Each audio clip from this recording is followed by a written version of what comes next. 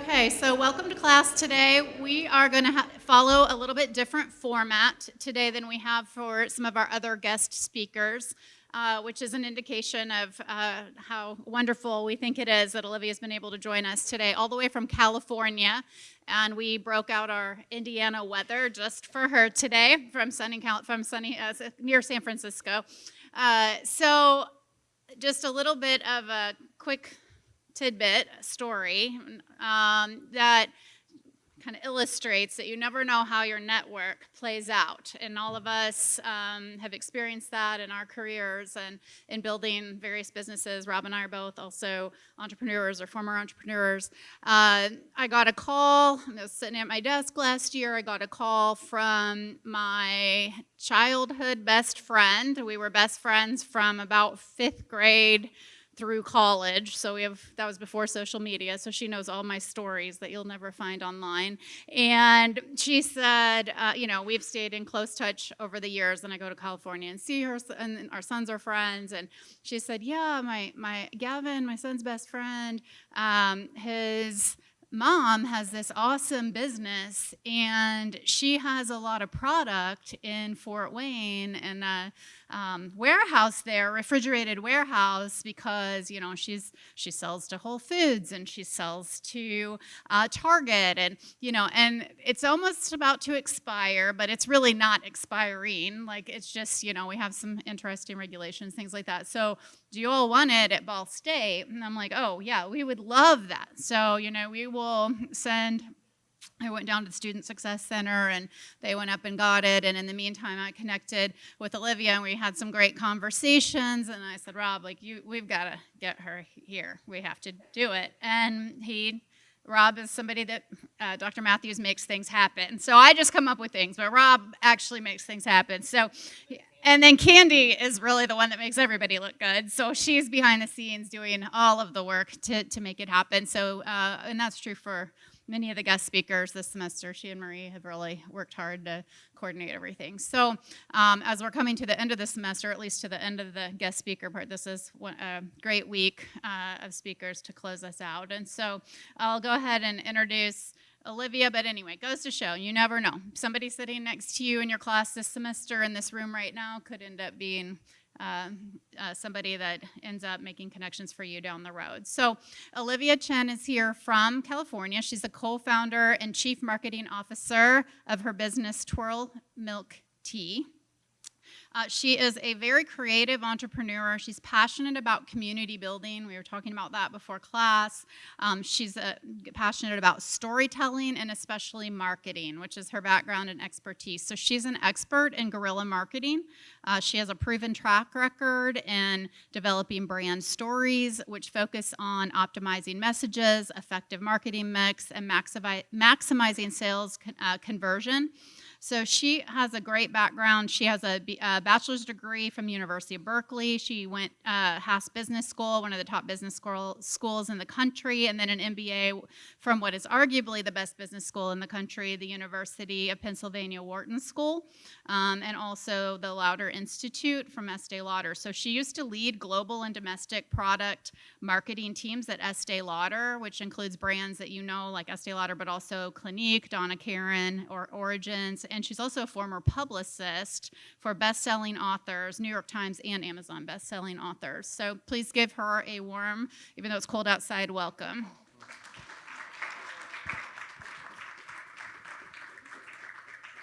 And I have to say, Olivia was in my 930 junior, senior level class. You're in for a treat. Olivia, it's all yours. I really appreciate you guys making this cold morning out here to kind of hear my little speech. I'm Olivia. I'm the co-founder of Twirl. And my friend and I, Pauline, we started our company literally in the middle of the pandemic. And so I haven't had a lot of opportunity to do a lot of speaking engagements or even pitch competitions. In fact, I did my first live in-person pitch competition about a month ago. I had done only online, and it really was because we started our business really in a unique position, which is during the pandemic when everything was closed. And so I wanted to kind of start the conversation by asking a question: how many of you have had a boba milk tea or even heard of what that is? And I love a Love to see some hands. Okay, so that's a lot of you. And so what Twirl is we have a line of canned milk teas that are cafe style inspired, and we have a line of boba toppings. And so it allows you to make a boba milk tea in your home in under a minute. And we're really inspired by our heritage as well as how we source and how we sustainably produce our products. And about a month ago, we went viral on TikTok. And so what that meant was our whole business model, it didn't really change, but it did change how people perceived us and how people knew about us. So how many of you have heard of the show Shark Tank on ABC? Wow, that's great. And so there is a Canadian version called Dragon's Den, and that is the first Shark Tank, but it's based in Canada. And so Simu Liu, who is a Hollywood star for Shang-Chi, for the Marvel movie, he was a guest judge on this Dragon Gen's show. And he called out a company that was on the show that was asking for $1 million for 18% of their company. And on October 10th, the show went viral because he called out cultural appropriation. And this company, what they had was a bottled boba tea company, which is actually what we are doing. We are doing a canned version. And it went viral because he called out that they were doing cultural appropriation, that they didn't really have any heritage, or they didn't actually have any connection to the product. And so I saw the video on Thursday night, and I slept on it, actually. I thought about, did I want to enter in this conversation? Did I want to share with the world about who we were? And so Friday morning, I thought about it, and I thought, okay, we have 350 people on TikTok, average 1,000 views. I'll just say my piece. I'll just do my little video. I made my first stitch ever. I didn't even know what that was. I didn't even know how to do it. And so I made the video, and then we went viral that Friday. And so in a swift moment of time, what I did was I actually pitched to Simu, and I said, hey, Simu, I'm Olivia. I'm from Twirl, and I love to share with you who we are. We're a small business based out in California, 2 moms, and we created a line of milk teas and a family of products that are really inspired by our Chinese and Taiwanese heritage. And, what you create, how you create it, what you create really does matter to us. And I hope you have a chance to try our product. And so we went viral with that message. It was a really simple message. I actually didn't expect anything from it. And since then, we've been on ABC Local News. We were on NBC, and we went on to Associated Press. And from there, that went on to USA Today. And it's been this life-changing movement where we went from 350 on TikTok, and then we went to 8,700 on TikTok. And our video went to 100 plus K views. And so what I wanted to share about that was what struck a nerve, what really kind of at the core of it was because people really did relate to why we started the company and why we existed. And then it gave us an opportunity to tell more about who we were. And so I kind of just wanted to share a little bit of that background. And then from there, we can do some Q&A. Okay. So talk a little more about that moment where this company's being criticized and you have choices to make. And so walk us through some of those decisions and the path you chose. Every day so we went viral on Friday, and on Saturday I wrote a message to the team saying sorry, to bother you all, but something's happening with our company. And in the minute that it's happening, there's a lot of excitement, right? Because every day you're seeing your TikTok, you go to bed and I would screenshot every night how many followers I had at night, and I would look in the morning, and I was shocked. It was still increasing. We had never been through a moment like that where you were just increasing, you weren't even doing anything. And in fact, what was happening was there were so many people on TikTok that were helping to share about who we were. It was this army, what I call twirlers. So all of you, I now, after this talk, I hope you can all join my little community, what we call twirlers. And what was happening was every video that would come out that had hashtag Dragons Den Simu Liu or cultural appropriation, people would actually tell people hey, do you know about this women-owned small business, Twirl? And so we were having people tell other people and other people, and we had people who would DM us and like, I heard about you or this and that. And so in that moment, it can be really, really exciting.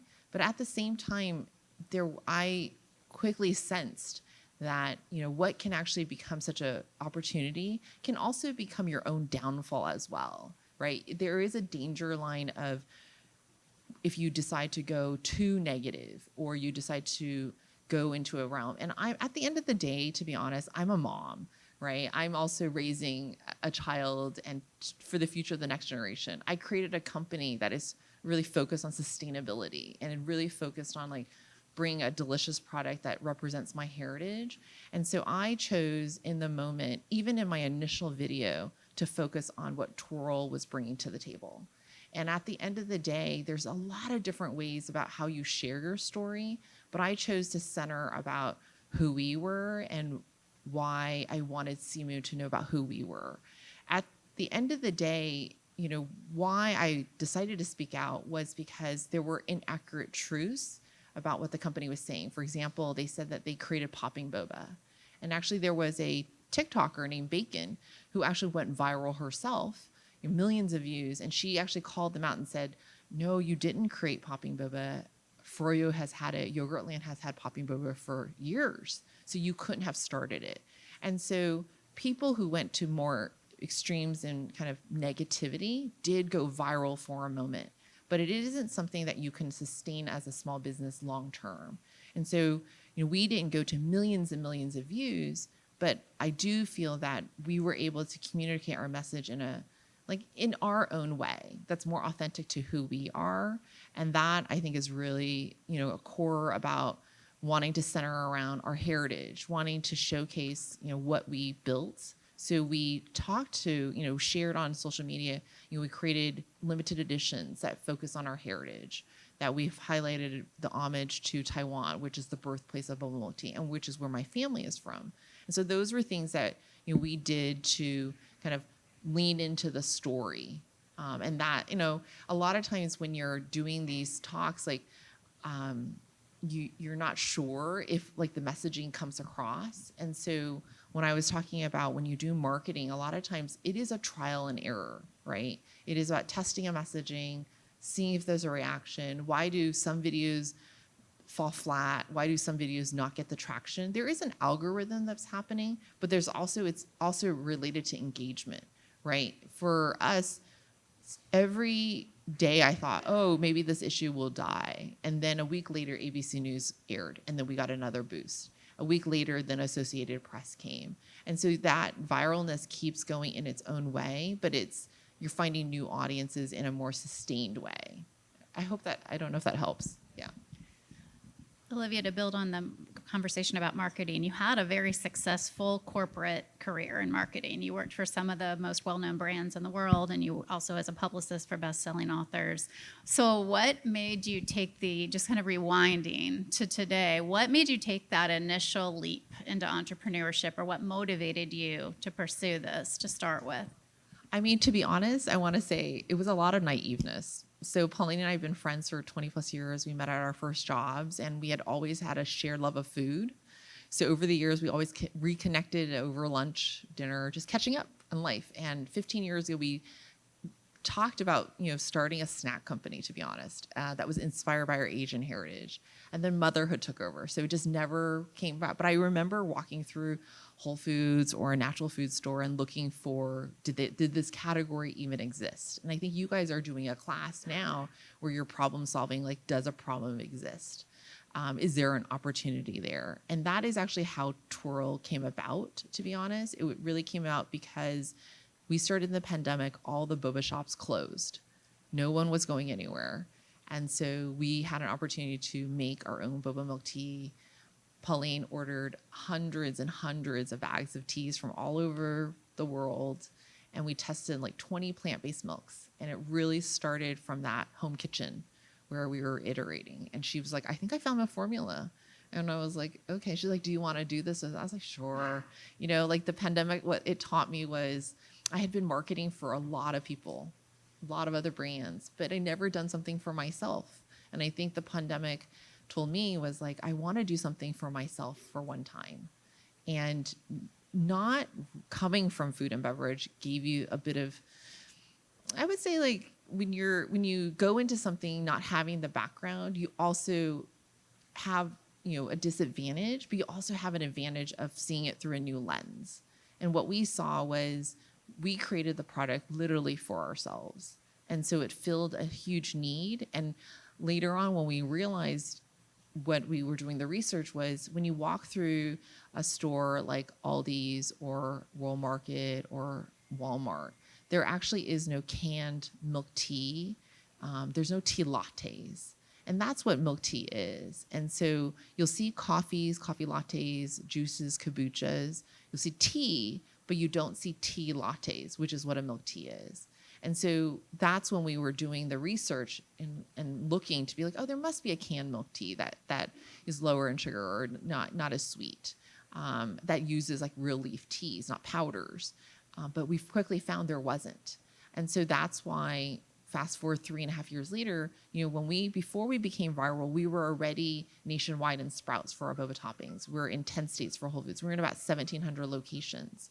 So we were already kind of heads down, growing and distributing.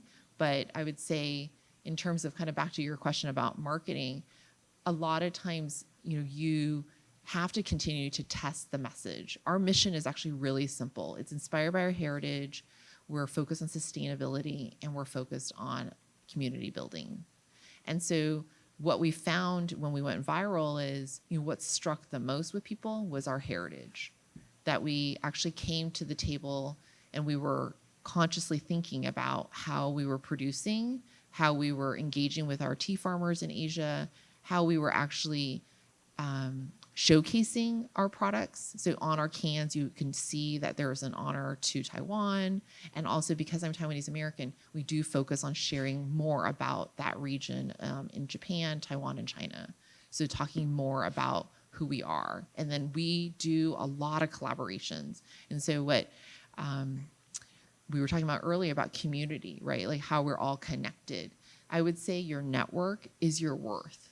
Right? You never know who next to you is able to work with you. I mean, if I look back, like Pauline, yes, I talked about it 15 years ago, but we actually didn't do it until 20 years later, right? And so when I thought about, we were actually, part of our business was making sure our bottom line was making sense. And actually the warehouse in Fort Wayne, when you were small, we realized we needed to consolidate out to one warehouse. And so the opportunity came to close that warehouse down. So I literally thought to myself, who on my network might be from the Midwest? And I thought, oh, Gavin's mom, Mindy.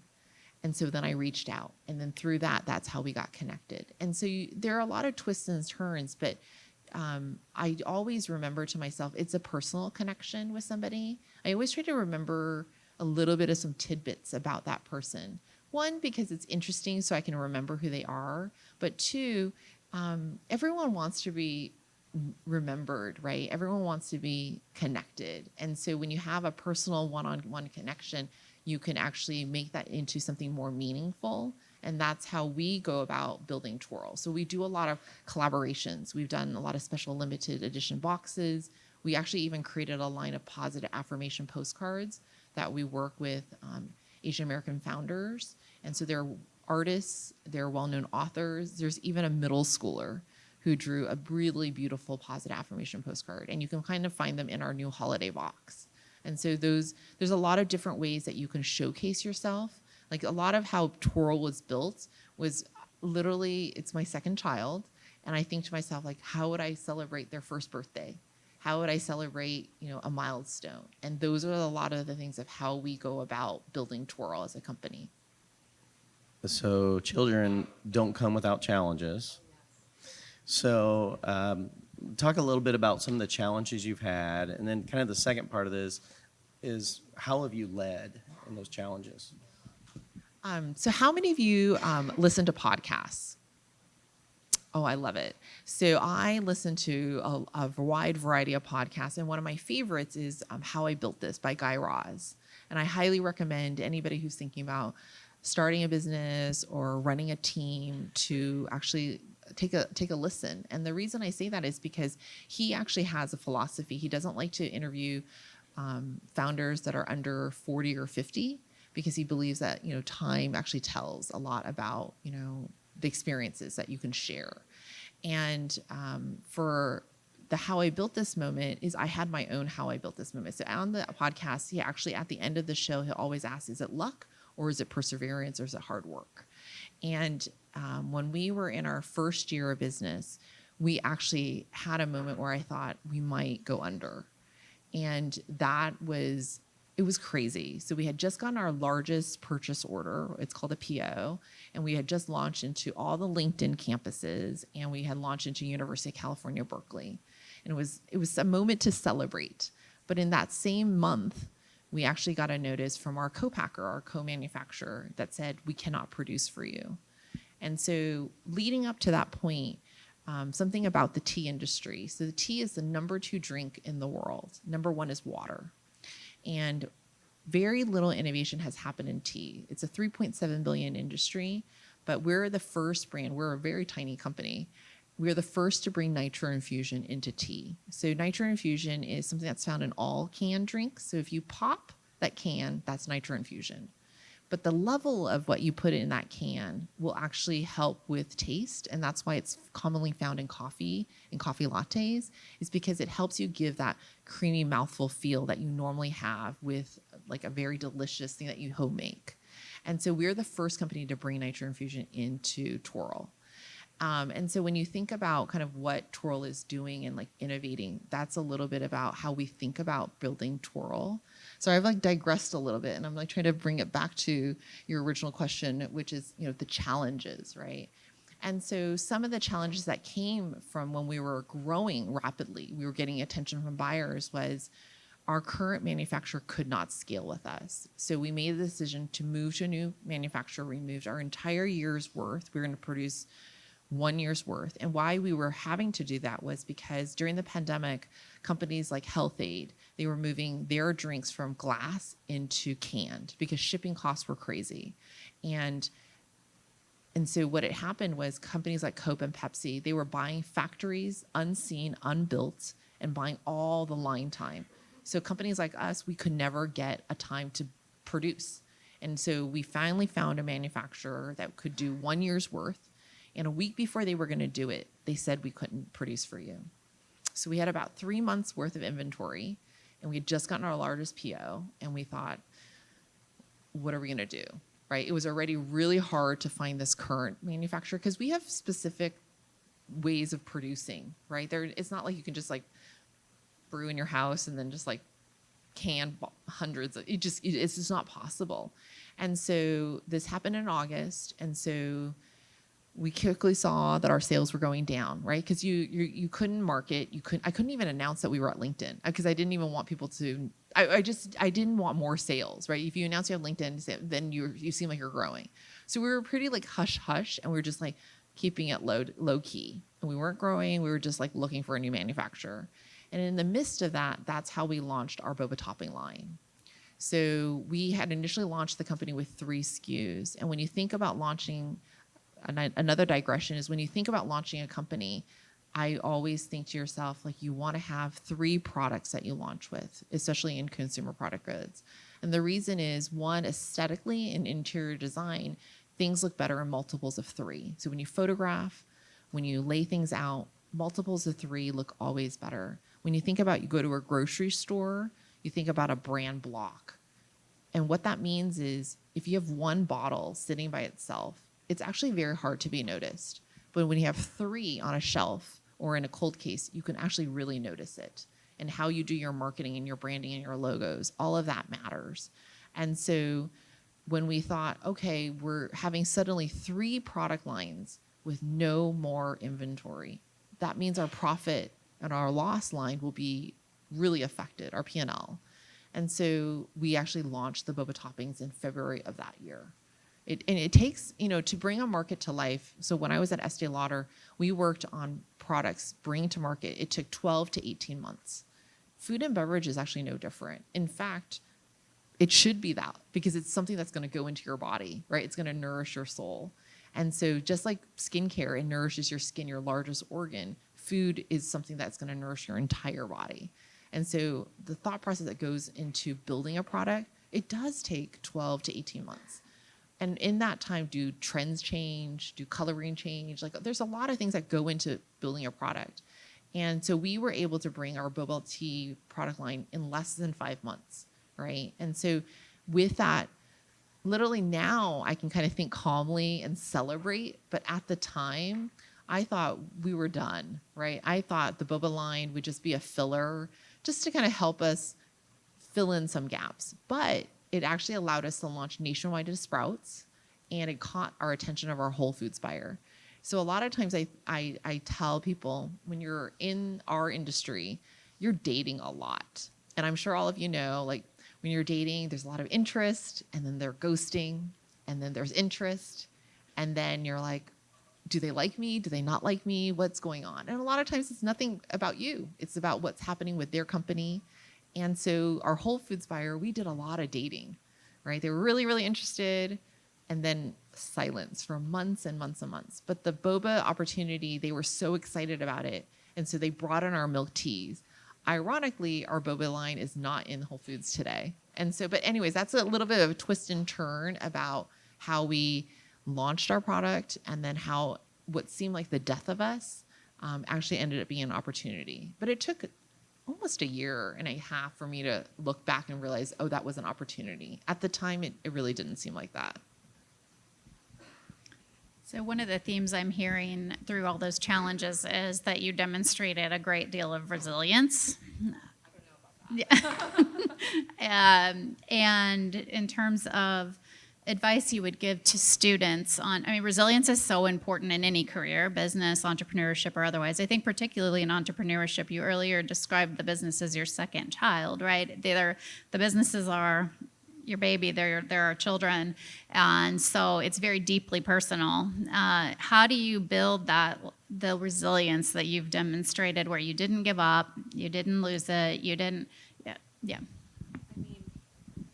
The benefit of being your own boss is you have a lot of autonomy, right? That's why a lot of people want to start their own business. There's also a lot of responsibility that comes with that. And so I feel a lot of times all I'm doing is problem solving, right? It's an opportunity is also a problem in disguise in reality, right? And so I would say, as an entrepreneur, or anything that you're working on as an individual contributor or a leader, you need to think to yourself, like, what do you want out of this situation?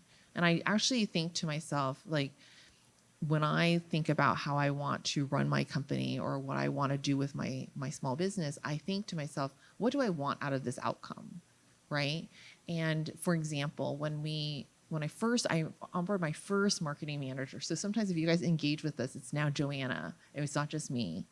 And when we first met in July, I said I had 2 goals, very clear. I wanted to go viral, and I wanted to have celebrity interest.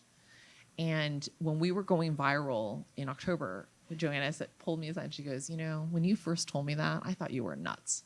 Like, everyone wants to go viral. And I think as a small business, it's really critical to have like a North Star of a goal.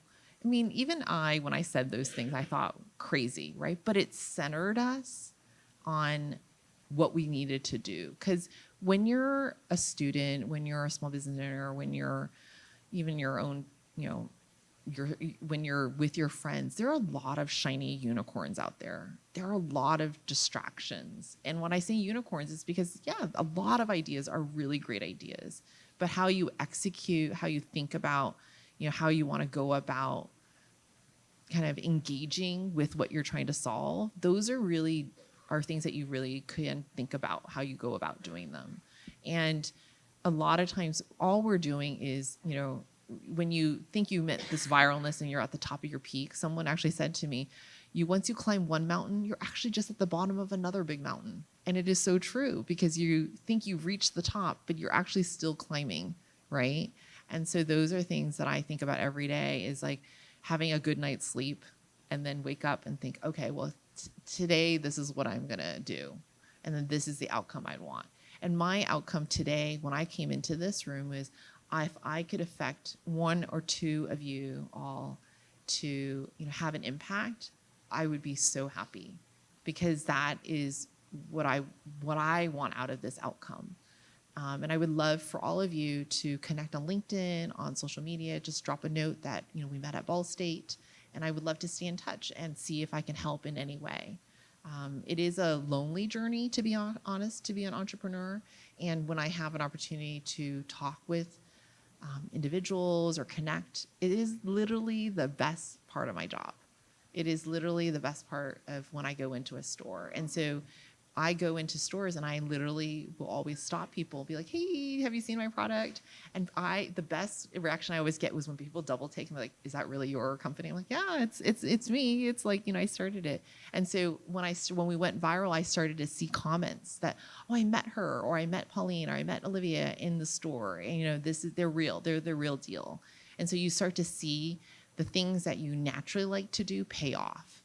And so that part of the entrepreneur journey is lean into where you're good at, right? You do need to know authentically who you are. And I think earlier it was brought up, like, how do you know, right? And I think a lot of times it is a little bit of testing. So for me, I am actually half introverted. And so how I'm actually kind of dealing with this crowd is I'm identifying a few people and actually looking into your eyes, and I'm actually trying to bring the gap closer to myself so I don't feel so nervous or intimidated. And I'm wanting to say, like, I'm actually speaking to you because I do care. And so that's my way of kind of dealing with my own challenges of public speaking.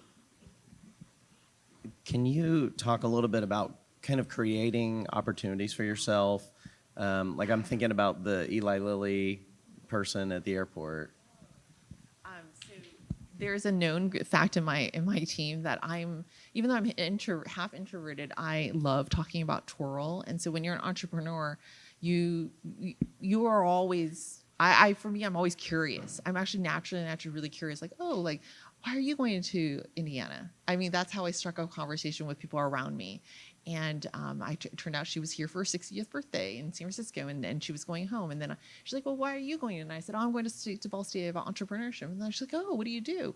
And so by having those human connections, and literally from the gate onto where we boarded, it was like maybe a few seconds. And by the end of the conversation, she said, I've been struggling. I have a remote team all over the world, including one person abroad, and I haven't figured out what I want to do for holiday. And so I said, oh, we could, she's like, can I purchase some of your product for my team?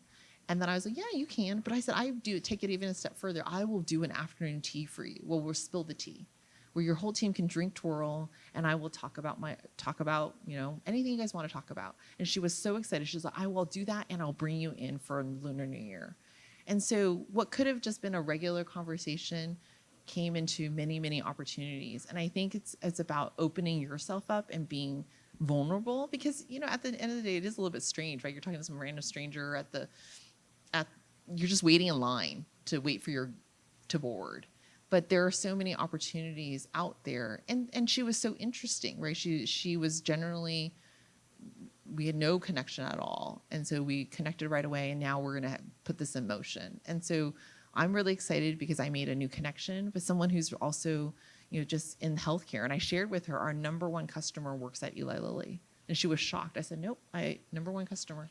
And when I was boarding, I actually messaged him. I said, hey, Peter, I'm headed to Indiana. And he goes, like, do you want to meet up? I was like, well, it might be kind of tight, but let's catch up via call, right? Because those are the way we build community, is there is a lot of personal connection. Olivia, to build on what you're talking about with community and networking, what about mentorship? It's another type of connecting and networking. What role has mentorship played in your entrepreneurial journey? Is there someone that's been an important mentor for you? So I feel like mentors are really, really important. And there are a lot of different ways to have mentorship, right? There's ones that you can admire from afar, like Guy Raz, right? I know he doesn't know who I am, but I follow him on Instagram. I watch his messaging. I listen to his podcast. And for me, his voice and his reasoning and how he interviews and how he thoughtfully, carefully creates his life. To me, I feel like that's very inspiring. And I hope one day I can be on that show. Then there's people that I have heard of but never engaged with, but I reached out. And I actually reached out to Chen, who's actually the co-founder of Mendocino Farms. And her company, her restaurant got bought by Whole Foods. And so I reached out and we connected on, I think, Instagram. And since then, she's now on our board. We have a very tiny board. It's not even official, but she's now on our board. And she actually told me, now when I look back, she's like, I told you about popping bobas or bobas. And I was like, did you? But she actually gave a lot of great advice. Even though she didn't come from packaged good, she had a restaurant. She actually gave us feedback that our packaging, my co-founder is actually 20 years in food and packaging design. So she's really like familiar with, Anheuser-Busch, Starbucks. But even Pauline needed some coaching.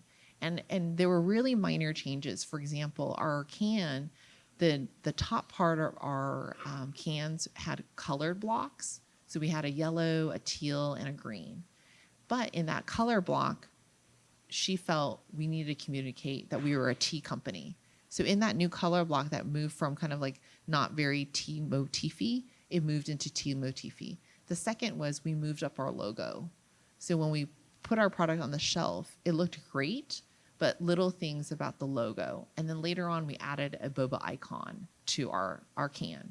So like very minor things that seem like intuitive to even people maybe like were in it, weren't intuitive. And it took a mentor to kind of like talk through. So I will check in with her every couple of months. She follows me on all my stories and Instagram. She definitely knows what's happening, but it helps to have someone who is just so interested in what you're doing and to give you that unbiased advice. And at first I was actually really afraid to tell Pauline the feedback, right? Because she's 20 plus years in consumer product goods. She's designed for Starbucks. She's won numerous awards.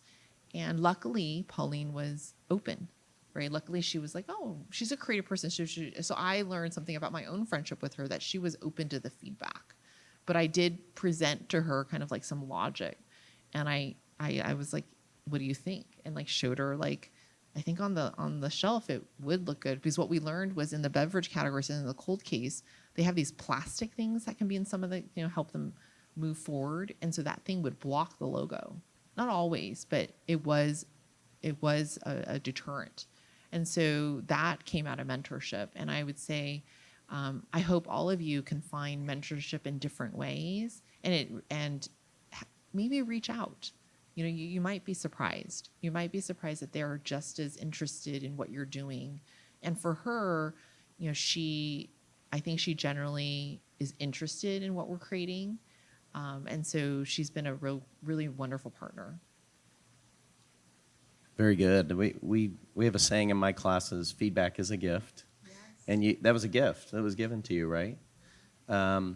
So you've talked about a little bit about communication, coaching, messaging. Talk about how that plays into leading your team. I mean, something that I did with my own family was have anybody ever done roses and thorns? So roses and thorns is something you do at dinner, and every day you say something that positively happened to you and something negatively that happened to you. And so I don't do the thorn as much. I call it opportunity. And so what we do, because we're a fully remote team, and that can be pretty challenging. Even Pauline and I live 40 miles apart. So we're not always together physically. And so a lot of you, when you start going into your lives, you can really become pretty distant from people, right? And a lot of times you feel very connected because of social media, but in reality, we're all pretty separate. And so something we started doing on the team calls is roses and thorns, something that positively happened, related to Toral, and then also acknowledging somebody on the team. We're a very small team, like 5 of us, right? And so that really helped to bring us together, because to be honest, there were a lot of things that were happening even in my own team, because we were moving so fast. There were things I didn't even know was happening. So for example, we have a finance person that's brand new. She was like reconciling like line charges for Amazon that were taking like her a long time, right? And because we were moving systems, and I didn't even know. I had no idea that she was like so deep in the woods. And then I realized, oh, but what she's doing is so important because at the end of the day, your profit and loss, you have to have those books really buttoned up. And so she was doing some hard work, and then she acknowledged somebody on our team. And I feel like that brings you closer, right? A lot of times I do spend a lot of time communicating what I'm thinking as a small business, as a person that's building a brand. So I don't know if any of you know, but Siete Foods was just purchased by Pepsi for a few $1 billion, a few zeros. And the main reason that Pepsi purchased Siete Foods was actually for their marketing, for their ability to communicate, ability to build community. It wasn't that Pepsi couldn't build a brand. They're a huge conglomerate. But what they couldn't build was this very niche community that spoke to millions of people. They are out of Texas, and they created a Hispanic tortilla line that they have cult followings. And the main reason that Pepsi bought them was because of this marketing DNA. And what we're building at Twirl is, I would say, similar, is that what we bring to the table is our storytelling, our heritage story. Why is our black milk tea called Taiwan style black? Because it pays homage to the first milk tea ever born on the streets of Taiwan. A lot of what we share about the farmers that we handpicked, that we work with, those stories of multi-generation farms, those are stories that can come from a small business that actually are very difficult for a big company to do. And so for me, when I hear the Siete story, I think to myself, I'm so proud of them, to be able to share their community story and then to be recognized on a scale. Because as a small business, you're competing against Pepsi or Coke because they are able to buy the entire factory time. They're able to buy, when you go to a grocery store, those end caps, they're all purchased. None of it is free. You pay to play. That's what when I first heard that, I was like, what? What do you mean I have to pay to play? Can't I just play? No, it's literally you pay to play. And so it can be very daunting as a small business to pay to play, right? Like you're just trying to play and build something, but you're asked to pay. And so how do you balance that as a small business? And so where you come into the picture is, can you bring a product that is solving a problem? Can you bring a product that is able to speak to somebody? Does it strike a nerve? Does it strike a nerve with you? When we go through our own kind of, like, we're actually seeking investment now. And so prior to this viralness, Pauline and I sat down and we literally walk through, so what problem are we solving? Like back to, basic 101. Like, why do people like us? And like, why would someone care? It literally was back to the basics, even though we had been in operations for 3.5 years. And the reason is, when you actually go into a store or you do an event like this, or you hear feedback online, in person, you actually realize what's sticking. They call that product fit. Like, what's sticking? And what you think might not always be what is accurate. But I have to say, through this viralness, I did have a renewed sense of my own gut feel. Like, my gut was like, oh, I should talk about this issue. My gut was like, okay, we need to be careful with this issue. And my gut said, I think we're going to do well. I really, truly think that this viralness proved to myself, okay, my gut is right. And I think when you're doing whatever you're doing with your product, you need to also check, is your gut accurate? Right? Do you have that gut feel? And if you don't, build that muscle of testing. And that only comes out with engaging with people. I think at the end of the day, you have to have a human connection. Because if you don't really know if what you're thinking resonates with anybody.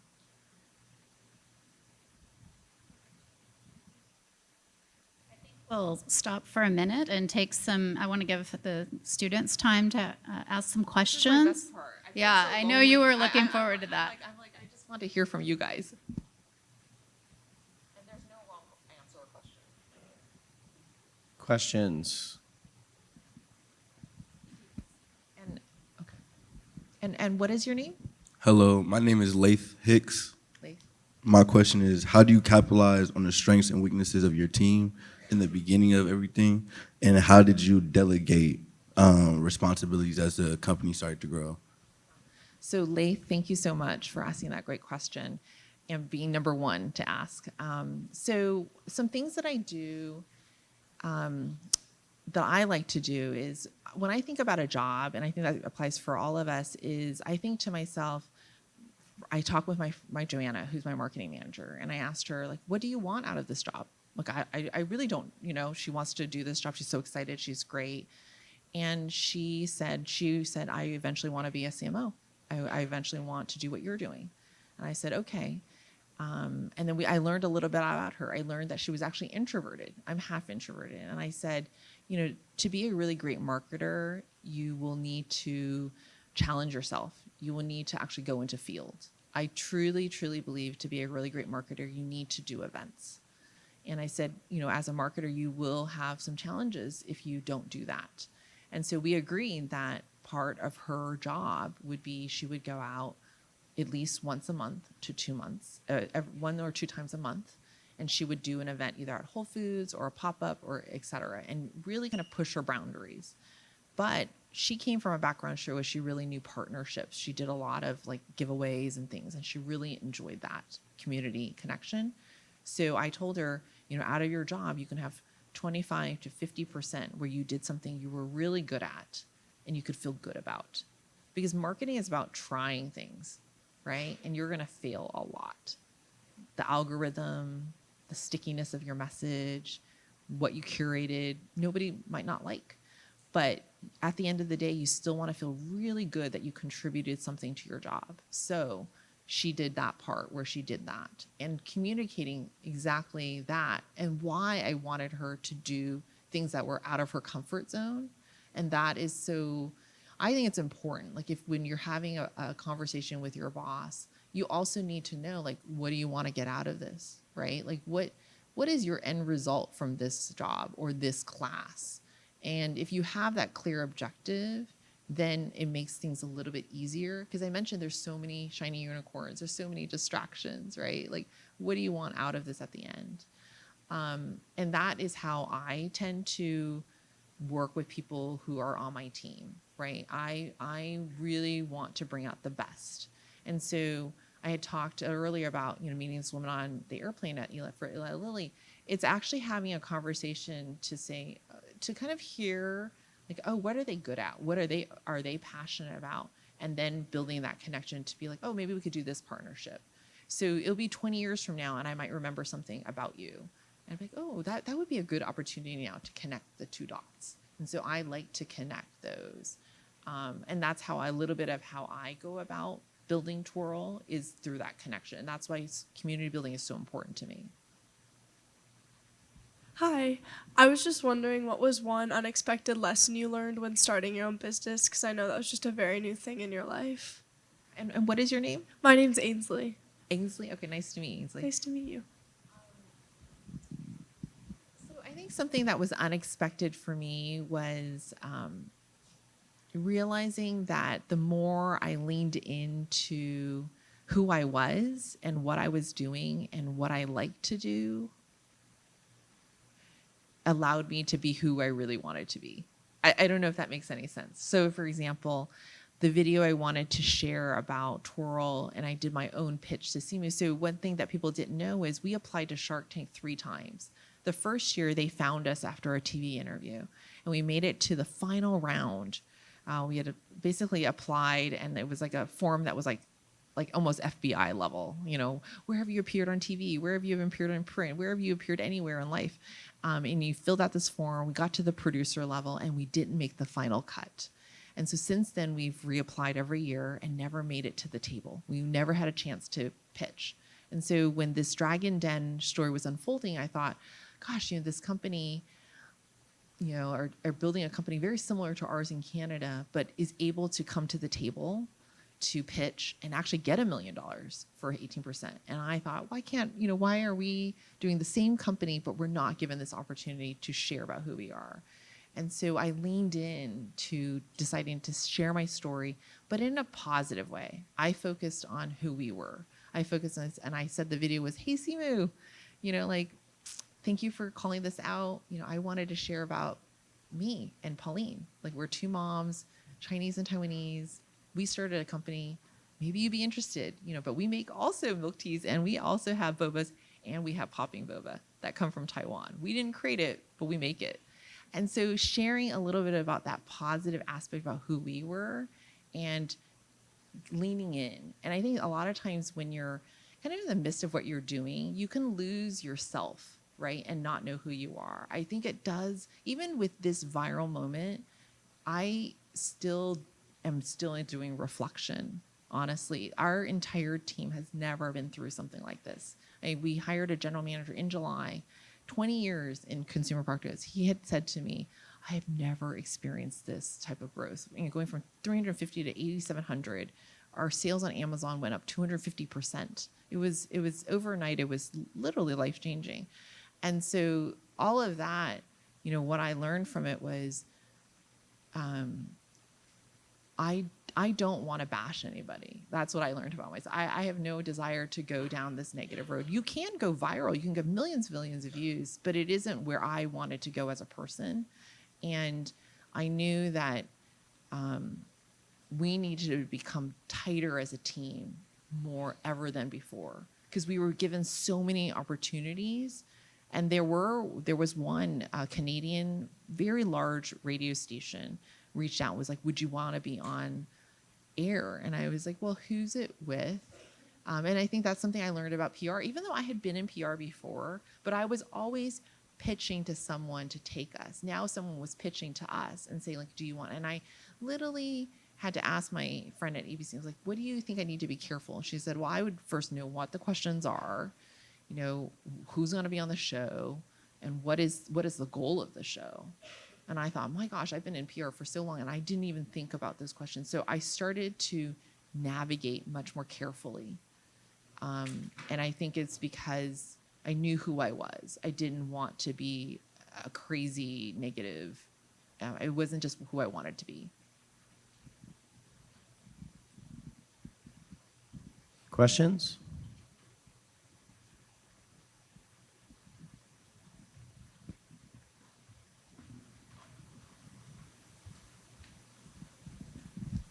Hi, my name's Carter. I was wondering, in the aspect of the heritage and keeping it in the forefront of the company, how do you do that continuously for the people that aren't watching these interviews and things, that are just seeing the product? Carter, that's a really great question. So, prior to Twirl, what you find is, we're building a company that has milk teas, and we're launching to new stores, and there's so many shiny unicorns that I've mentioned that what should you focus on?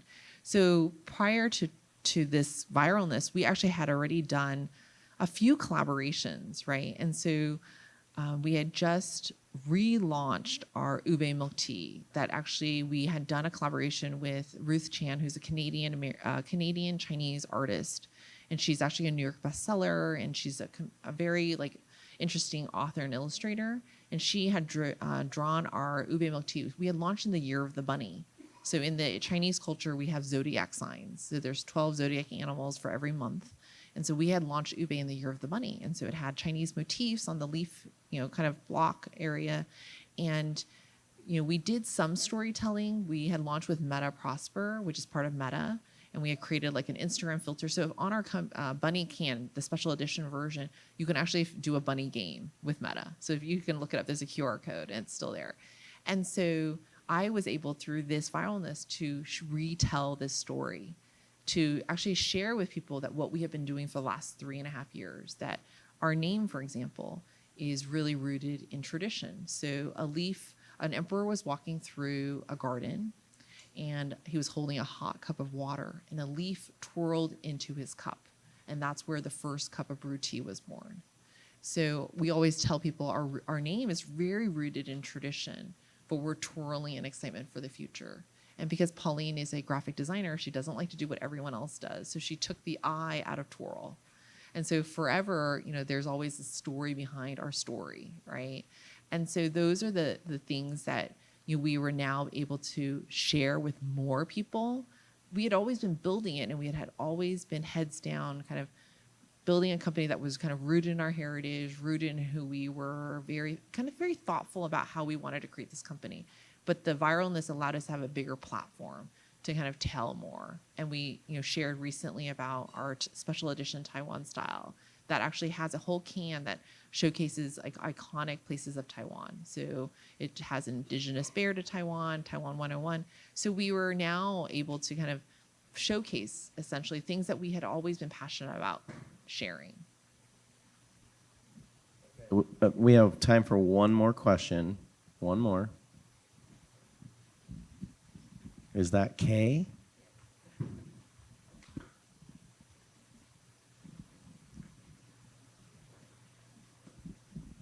Hi, I was just wondering that as your experience as a woman in business, how has that affected the steps that you've taken, and how has that, like, how have people you've tried collaborating with or manufacturers, how has that affected you in a sense of you're a woman, how do they view you? So Kay, that's a really great question. So one thing I didn't realize before entering this industry is actually a lot of the gatekeepers that, the goods that you see on the grocery shelves are actually white males, Caucasian males. So when we first launched Twirl, I would naively go and drop off my canned drinks and, just to see if a buyer would take it. And there were people, but the first reaction most people said was, oh, I'm going to have my wife taste this, or I'm going to have my child taste this. And so you realize quickly a lot of the gatekeeping that goes on. They couldn't completely understand, but I have to say most grocery buyers are very interesting. They love global flavors. They're interested in what's happening, but there were a lot of incidents. I would say 99.9%. The person who was making the decision couldn't completely relate to boba milk tea. They knew about it, or maybe they hadn't, but they knew it was hot. Like the gentleman who took us for Andronicos, which is owned by Albertsons, was like literally wrote like boba milk tea is hot.